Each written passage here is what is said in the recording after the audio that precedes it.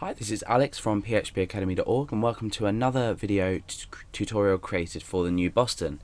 Now in this video we're going to be continuing with this server environmental information, but we're now going to be producing the host. Now this is the host of the website is we're going to return is going to be the http:// and it's going to be the domain name after that.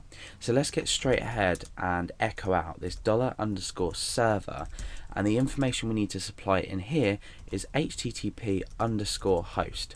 Now what this is going to do for me is it's going to output localhost because I'm just running on a local server.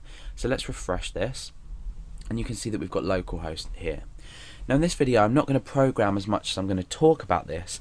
We're just going to talk about why this might be useful. Now let's just say we have a template system. I might have a variable up here which is called host. Okay, I've got a variable up here called host, and this might be contained within, say, a configuration file. So let's get rid of this and we'll create a new file called we'll call this conf.inc.php.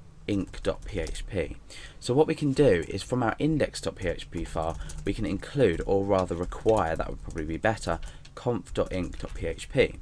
Now presuming these are our settings, what we've automatically now done is created this variable that's going to automatically update the host that we're running this from. So let's say at the moment I've got it on localhost and I'm developing it. All my pictures, for example, for a template system are going to come from localhost / something. So it could be local. At the moment the URL I'm running under is localhost / series / server.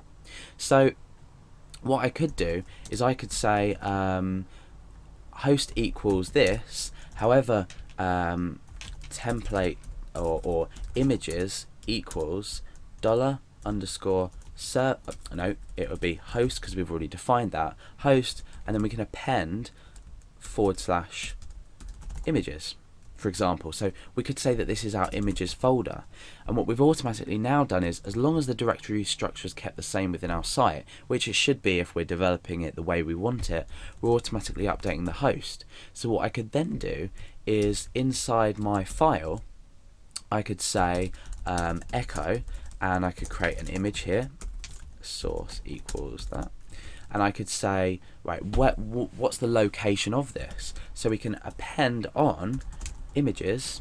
So we've created this images variable, if you like. So we can append on images, and then we can put the file name afterwards. So I could say put another trailing slash on there, and we could say images and then header.gif, for example.